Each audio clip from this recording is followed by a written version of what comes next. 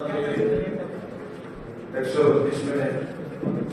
जन्मदिन पर अम्बेडकर नवयुग द्वारा इस कार्यक्रम में उपस्थित कार्यक्रम के अध्यक्ष मंच पर बैठे तमाम अतिथिगण, सम्मानित साथियों, माताओं और बहन, आपको सबसे पहले क्रांतिकारी जय भीमदास जो आपके विधानसभा में खरी बोल सकता है, तो मैं समझता हूँ घर में तो पक्का ही बोलेगा। 7.25 करोड़ लोगों के जनप्रतिनिधि 200 आते हैं, उनके बीच में जब शासन के आंख में आंख डाल के बोल सकता हूँ, तो मैं आपके बीच में भी बड़ी खरी बोल सकूंगा। मेरे में एक ही प्रॉब्लम, हर आदमी में कोई प्रॉब्लम होती है, एक को लगाई जाती मैंने अंकल बहुत गरीब चट्टान में शुरू है। मैं अंकल ग्राम पंचायत 6 एनओसी ना दे, जहां काम आए शुरू वहां क्या करें करवाई, पावरफुल मिले तो कहो, सिर पर जाके दे जो मरना नहीं होगी, सिर पर जाके दे घटे कोनी अम्बेडकर चौक को रोक दे, मैं तो कहा फिर मुंह खा गया वो नहीं खाए लोग गांधा वाले बैठा हो गए, बोले जमीन को हिसाब तो नहीं, और प्रिंसिपल रीच लियो, सरकार रीच लियो, मैं रीच लियो, लकोट से दिया सरपंच से कर रहे थे। 2 नंबर बात बाबा साहब आप कहो हमारे के कामरेड मंगेश चौधरी नो मैं भगत सिंह खड़े हो गई। अब मैं क्यों मंगेश गलत रिवाज कर ले, क्यों मैं तो चौक को नाम दे दे, बुत खड़ा ना करो, बुत बीमारी है, विचार एक मिनट बोलने दो, आप बोले कभी गलत बात है, बुत बीमारी है, विचार पैदा करो, विचार से मान बढ़ेंगे। मैंने स्कूल कर्मोन्नत कराए, मैंने कॉलेज बुलाए, मैंने अम्बेडकर भवनों के लिए स्वीकृति इसलिए दी कि सारी जगह लाइब्रेरी बनाऊंगा, और आप 2 कमरों की कह रहे थे इस एमएलए कोटे में तो दूंगा नहीं, दोबारा मुझे एमएलए बना दिया तो इसके ऊपर लाइब्रेरी बनाऊंगा। सारा करें आप आपको काम, मैं बोल के काम ना दूंगा, 70 साल हो रहे हो योगदान में थोड़ी बच्चों में कोई। नंबर 2 बात मैं अभी तुम दो रहा हूं, कल आया छोरा पहली प्रशासन से बात कर ली, कोई फोन नहीं समझदार नहीं, मैं 3 दिन को हटाऊं, कल सामने आया, परसों सामने आया छोरा मेरे को आगे बहुत बिजी हो क्या हमारे दबाव में फैसला करा लियो, मैं खड़े हो गया जनता, बोले दबाव में आ गया, मैं दोबारा बनाया, एसडीएम मीटिंग में चला गया, मैं छुट्टी चला गया, मैंने सीआई को बुलाया, मैंने कि उन्होंने फैसला कर दिया। अब ये छोरे मेरे को 2 बात कह रहे, उन्होंने कही मेरे को छोटे में तो वहां आए हुए थे मीटिंग में कि नंबर 1 14 से पहले इस पर कोई एक्शन नहीं हो, नंबर 2 बात हम 3 से 5 बनाएंगे, मैंने दोनों चीजें तय करवा दी। अब एक बात और बताऊं आपको, बाबा साहब के विचार सिर्फ भादरा में नहीं दुनिया में प्रासंगिक है। मैं हमेशा से, मेरी पार्टी हमेशा से ही संविधान में प्रदत्त आरक्षण के पक्ष है। जो लोग आरक्षण के खिलाफ थे उन्होंने ईडब्ल्यूएस का बेर खा लिया, ईडब्ल्यूएस के नाम पर उन्होंने भी आरक्षण ले लिया, आर्थिक आधार पर वो भी आरक्षित वर्ग में आ गए। आरक्षण के खिलाफ अगर कोई बचा है तो चूंकि पूर्व वक्ताओं ने कहा कि ये राजनीतिक मंच नहीं, पर मैं तो राजनीतिक आदमी हूं, अब मैं तो जो बात है वो बोलने की कोशिश करूंगा। भाई आरक्षण कहां मिलेगा? जहां सरकारी विज्ञापन निकलेंगे, सरकारी विज्ञापन निकलेंगे नहीं, आपके आईएएस तो सीधे भर्ती होने शुरू हो गए। एक न एक दिन आरक्षण खतरे में इसलिए आ जाएगा, क्यों निजीकरण बढ़ेगा, जो नौकरियों के अवसर घटेंगे। आरक्षण तो अवसर के लिए दिया गया था, अवसर मिले आदमी को इसलिए आरक्षण दिया गया। आरक्षण किस बात का कि जिस आदमी को और सुविधाएं नहीं मिली उसको बराबर आने का मौका मिले, मौका मिलने के बाद वो बराबर आ जाएंगे, बराबरी का दर्जा आदमी को मिले। ये बात मैंने विधानसभा में कही, भी आदमी को आदमी समझो, आप छोड़ो सारी बात, आप तो ये मान लो कि ये मनुष्य है, वो चाहे किसी जाति का है किसी धर्म का है, लेकिन ये मनुष्य है। आज जो घृणा का भेद है, आज जो घृणा की बात है, आज जो है समानता है, हमारे शब्दों के द्वारा, हमारे व्यवहारों के द्वारा या फिर हमारे रीति रिवाजों के द्वारा धीरे धीरे उनको खत्म करने की जरूरत है। जनप्रतिनिधि के साथ खड़े हो, किसके असमानता के खिलाफ खड़े हो। ये हमारी मांग, ये हमारी लड़ाई है। मैं जालोर गया, मैंने मेरी आंख से देखा। आंख से देखने के बाद मेरे बीबीसी का पत्रकार बोला क्या वह मटकी की बात थी। मैं तो छोड़, जहां से चीज जगह घटना हुई वहां ये चीजें कौन देखेगा और कौन सुरक्षित रखेगा। लेकिन गोंडवाड़ इलाका है वो, आप गोंडवाड़ में जाओ, आपको आपके बच्चे वहां टीचर रहे, आपके बच्चे वहां पोस्टर रहे, वहां टीचरों की पानी पीने की व्यवस्था अलग अलग है, टीचरों के बच्चे अलग अलग है। वहां कोई भी ऐसी की महिला मिड डे मील में नहीं है।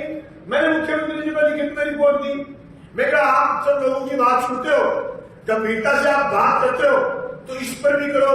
तो मेरे को बोले कामरेड लंबी लड़ाई है, तू मेरे साथ खड़ा रहना। मैं कहा ठीक, सागे ही खड़े हूं, पर लड़ाई में बिस्करोर भी चाल दे बीच में मैं दिल्ली से ही लड़िया मैं जब तो लड़ा जो वो तो मैं ठीक हूँ, सागे बात खतरा के देश में जो खतरो है वो खतरो दिल्ली में बहुत मोटो खतरो है। सुबह तो आज जीएसटी के बाद में की बचे ही कोई स्टेट जीएसटी के बाद में की कोई बचा स्टेटा ने कोई जोड़ो छोड़ो समाज कोई बचो। पॉलिसी केंद्र क्या करे वो केंद्र की पॉलिसी आप फॉलो कराना।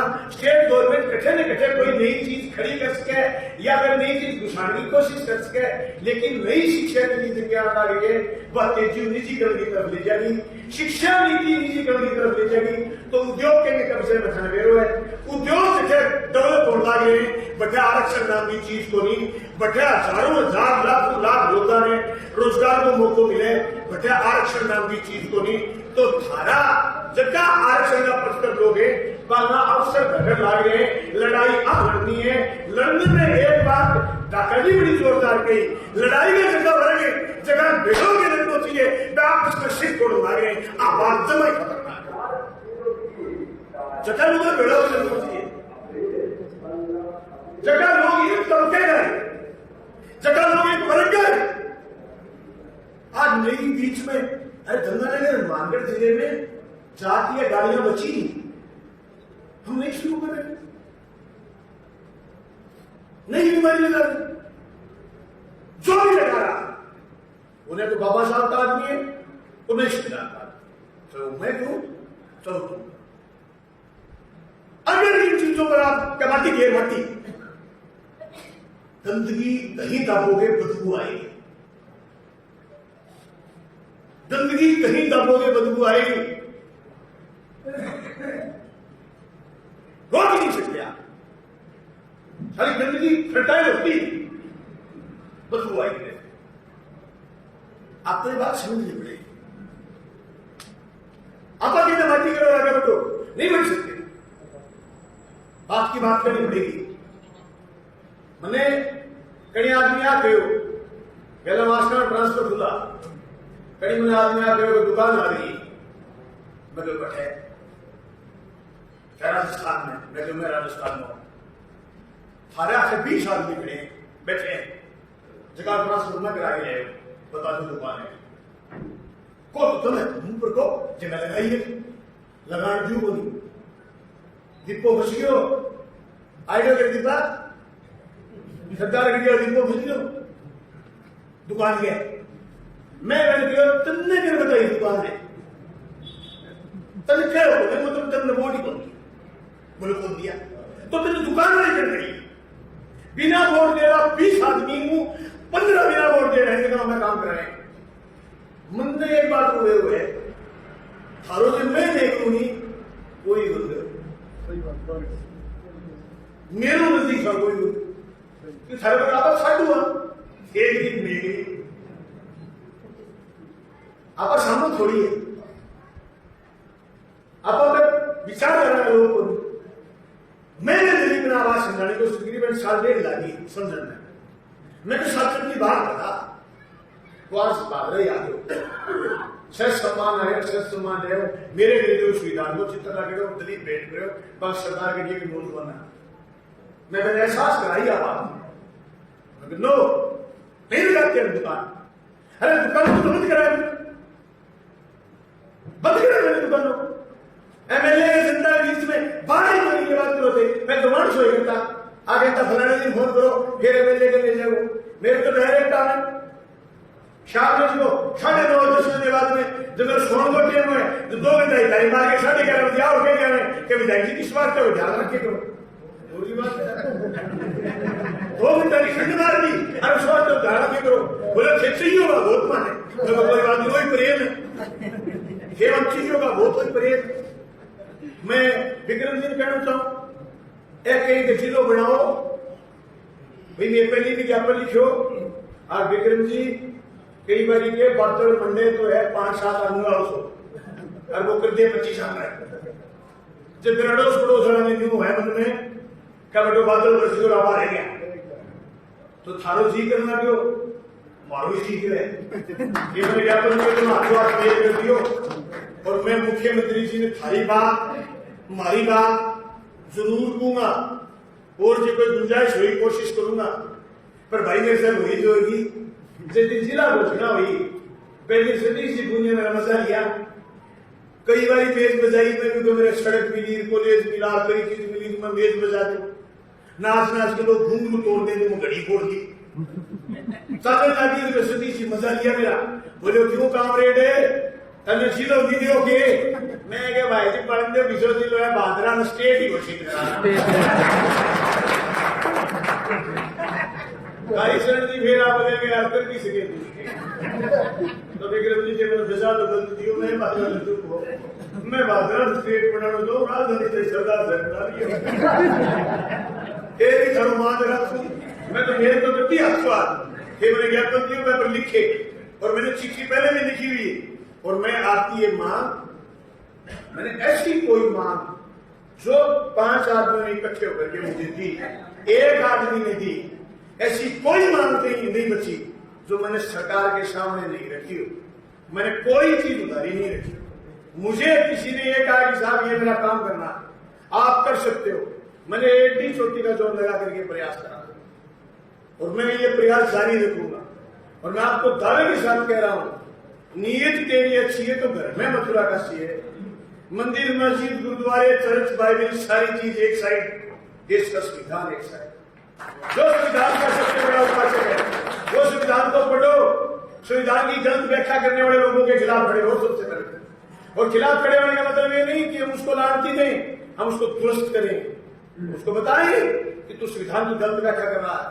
मुझे याद है बांद्रा के एक स्कूल में मैं सफाई का कार्य करता था एक स्कूल में हवन का धुआं उठ रहा मैंने एलएलबी करी थी एलएलबी को 1 साल हुए थे तो मेरे को कॉन्स्टिट्यूशन अच्छे से याद था मैंने बाहर के चैम्बर में जाकर के बॉस के कॉन्स्टिट्यूशन की किताब निकाली आर्टिकल 28, 29, 30 पढ़े मैं वापिस आया एसडीएम के पास मैंने कहा एक स्कूल है जिसमें हवन हो रहा है क्या ये संवैधानिक अधिकार है उस स्कूल वाले का वो बोले बिल्कुल नहीं मैंने तो बंद करा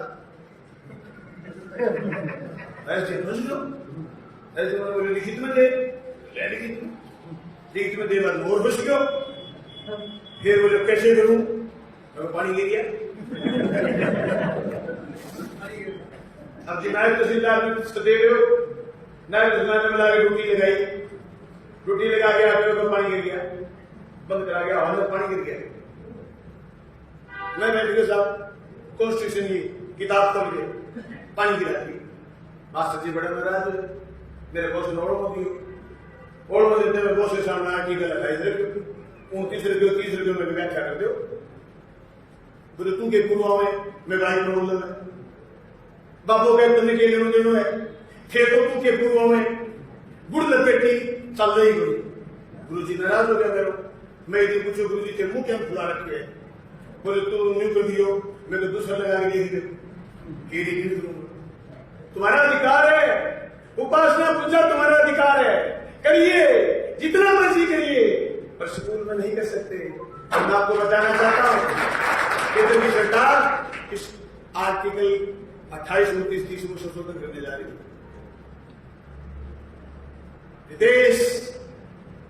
देश में जो संविधान में धर्मनिरपेक्षता अगर उतरी अगर समाजवाद हटा तो लोकतंत्र खतरे में अगर डेमोक्रेसी खतरे में हुई तो हम लोग आज भी निचले पायदान पर है, फिर हमारा कोई पायदान नहीं बच सकता। ये खतरे हैं। खतरे मौसम विभाग बताता है कि साहब 5 दिन बाद बारिश होगी। वैज्ञानिक बताते हैं साहब भौगोलिक परिस्थितियां ये होगी। अर्थशास्त्री बताते हैं साहब आने वाले दिनों में तुम्हारी अगली तिमाही ये रहेगी। वहां से बताते हैं, थोड़ा बहुत राजनीतिक ज्ञान हमें भी। मैंने राजस्थान के मुख्यमंत्री से 2020 में कहा था, मैं जो भाई खतरा होना हुआ है 5-7 दिन बाद में ढूंढा है। तुमने बोले तुझे की गुरु पड़े मैं किताब पढ़ के कामरेड पढ़े और कामरेड पढ़ के लड़के आज तक आयो लोग मेरी पार्टी कुछ बात है रात तो दिखाओ लोग मेरी बात छावा लगी खतरो है। अरे देखो जिस भी सूबे में केंद्र के विरुद्ध सरकार है उस सूबे में हमला करा जा रहा है, तो आप हमले से कैसे बचोगे? हथियार किसी ने किसी को बनाएंगे। उन्होंने हथियार बनाया। आज अगर राजस्थान में मैं कह रहा हूं 100 तो नहीं होता, तो न तो भादरा में ग्रामीण कॉलेज सरकारी होता, न भादरा में एग्रीकल्चर कॉलेज खुलता और न ही भादरा में ITI कॉलेज खुलता, न 40 स्कूल कर्मोन्नत होते, न बड़े बड़े स्कूल वापिस खुलते, न 21 अंग्रेजी माध्यम के स्कूल बनते और न ही 225 करोड़ रुपए खाड़ों में मिलते, न 84 करोड़ खाड़ों के काम चलते और न ही सड़कों के पैसे आते। क्योंकि पिछले 5 साल को आपने देखा था 118 स्कूल बंद हुए थे। एक स्कूल बंद होने का मतलब अगर उसमें एक ही बच्चा तो बच्चा बाबा साहब भीमराव अम्बेडकर हो सकता है, वो बच्चा भगत सिंह हो सकता है, वो बच्चा महात्मा गांधी हो सकता है, उसमें पता नहीं कौन सा महापुरुष पैदा हो सकता है। कहा कि संख्या का इसलिए हम स्कूल बंद कर दिया। स्कूल भी कितने बंद करे? 18,000 स्कूल बंद करे। बड़ी पीड़ा। किसने बनाया स्कूल? किसने बनाया कॉलेज? आप निनान के स्कूल में जाइए, आप छानी के स्कूल में जाइए, आप कल्याण और नंदीबड़ी के स्कूल में जाइए, आप अपने हरियाणा के स्कूल में जाइए। अगर गांव के लोगों ने एक पैसा इकट्ठा करके स्कूल में बनाए हो और इन स्कूलों को कोई बंद कर दे तो नहीं था क्या? कोई नहीं। फिर किसी ने कहा कि स्कूल तो कर्मोन्नत होने थे। नहीं, मुझे याद है एक दिन मुझे मेरा स्कूल रह गया तो मेरी जबान दी हुई थी। लोग जब सुनवाई में आते हैं मुझे तेज बुखार था, लिस्ट निकल गई, कुछ नहीं बचा था। मैंने मंत्री जी से बात करी, मेरे को बोले डायरेक्टर से बात कर ले।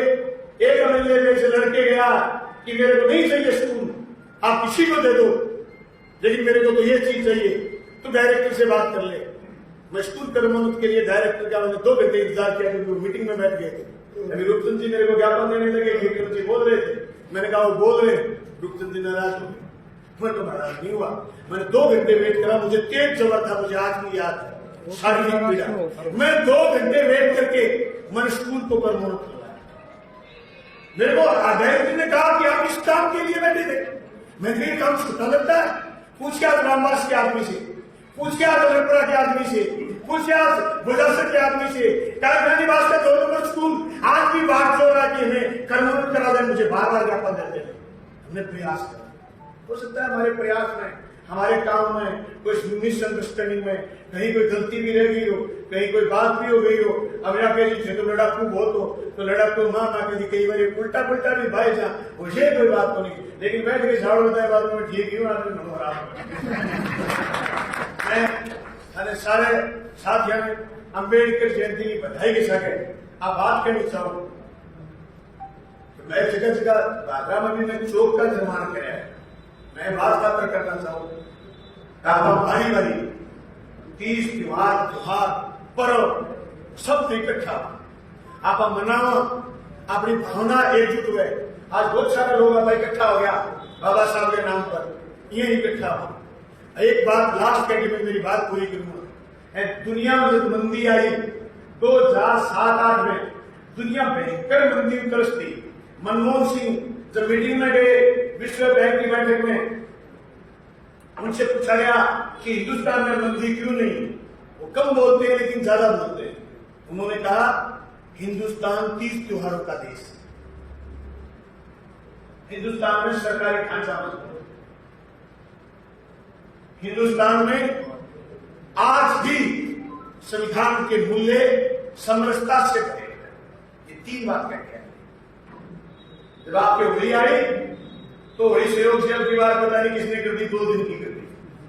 शेरडा में 3 बूढ़िया बता रहे, पूरा मत मानियो भाई, बूढ़िया की बात है, मेरी बात को नहीं, मैं कर कोई बोल रहे बाबा भी उन्होंने पत्रकार खुद पत्रकारी बताई। 3 बूढ़िया बता रहे, कौड़ी गंदगी है, दूसरों बोले 7 की, तीसरों बोले 6 की छोड़ी, चौथो बोले जो को मंचे में बैठे को एक टांग नीचे चुंदरी पर बोले बेचारो मैं चक्रा पड़ गया के बेचारो बोले वही बोले मैं नाम बोल देता तो मैं बोलिया 4 मिनट बैठाओगे कि बेचू मतलब छोरे बोला छोरो बोलो एक यूपी में 50,000 करोड़ को रंग दो बिजनेस हुआ वही 50,000 करोड़ को पूरे हिंदुस्तान में रंगों कारोबार दबा को गंजा करने लगे। दिवाली आ गई, विज्ञापन निकलेंगे, धनतेरस पूरे देश में बाजार में। अभी ईद आएगी, गरीब से गरीब मुसलमान की बेटी और बेटा फ्रॉक सूट पहने पूरे देश में 21 प्रतिष्ठावादी ईद के त्योहार से शामिल हो जाए। फिर कभी बैसाखी आएगी, फिर कभी होली, दिवाली, ईद, त्योहार, क्रिसमस। मैं उदयपुर चला गया से मुझे कलेक्टर ने बड़ा उड़ाना दिया कि कैसे दिलवाऊंगा आपको कमरा, बिना बताए आ गए आप, वो भी क्रिसमस के दिनों में। 20 दिसंबर से लेकर के 31 दिसंबर तक उदयपुर पूरा बिजी रहता है। राजस्थान में उदयपुर में क्रिसमस बहुत अच्छे से मनाते। ये सब देश है। इस देश में आप ये कह दो कि तुम तो अछूत, तुम पाकिस्तान चले जाओ, तो कह रहे कि देश सुरक्षित हाथों में। आप ये कह दो कि आपको कोई मान्यता नहीं। 1947 में देश आजाद हुआ, तुमने बाबा साहब के लिखे हुए संविधान को स्वीकार करा, धन्य वो लोग। आज हमारी सोच नहीं है इसकी।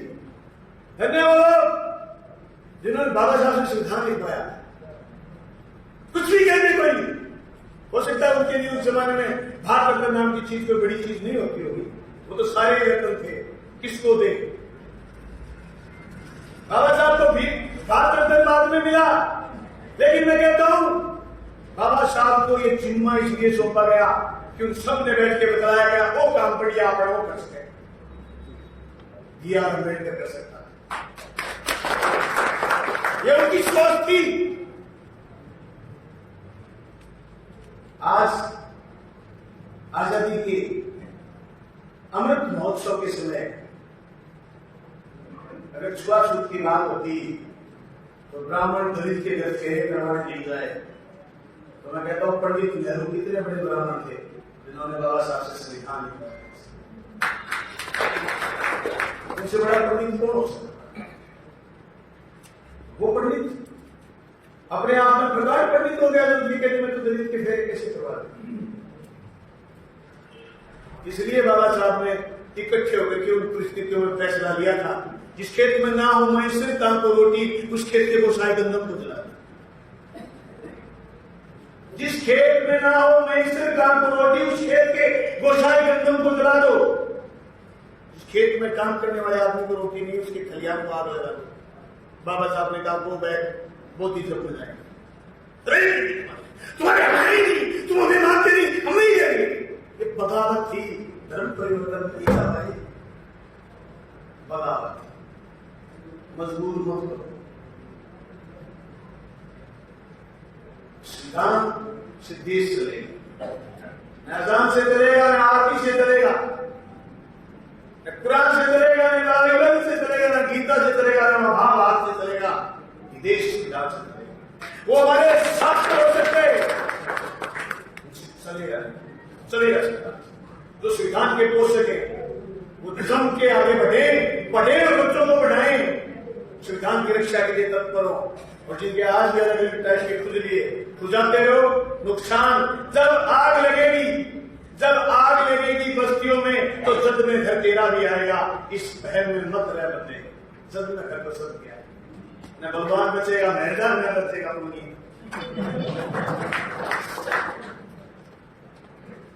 संविधान खत्म होगा और संविधान की एक चीजें एक इमारत रहेगी, बारिश नहीं पड़ेगी, किसी की पहले आ जाएगी, किसी की बाद से आ जाएगी। आप लोगों ने मुझे बुलाया, आपका बहुत बहुत धन्यवाद। हमसे जैसा बन पड़ेगा हम बेस्ट प्रयास करेंगे। मैंने जो 3 अम्बेडकर भवन स्वीकृत हुए हैं उसमें मैंने एक फैसला लिया है साथियों की राय से, उन अम्बेडकर भवनों में मैं लाइब्रेरी बनाऊं। मैं चाहता हूँ, मैंने कई गाँव में लाइब्रेरी का कंसेप्ट आगे बढ़ाया। मैं चाहता हूँ मेरी कॉन्स्टिट्यूंसी के हर गाँव में लाइब्रेरी बने और जिस दिन बेटी की समूखड़ी करें और आंगन में बैठे तो मुझे नहीं पता, मुझे कोई एतराज नहीं, आप गाय के, गोदे के, मंदिर के सबके पैसे निकालिए, मैं भी निकालता हूँ, लाइब्रेरी की जरूर निकालिए। पढ़ेंगे तो आगे बढ़ेंगे, पढ़ेंगे तो तर्क आएगा, पढ़ेंगे तो बुद्धि आएगी, बुद्धि और तर्क होगा वो आदमी बोल पाएगा, जो बोल पाएगा तो कुछ कर पाएगा। मैं जब आप खेती में तो बोलने की जिंदगी के लिए जिंदगी करूंगा, ये मैंने बुलाया और बहुत बहुत धन्यवाद। अभी नौजवान साथी रविंद्र मोहन बोला मैं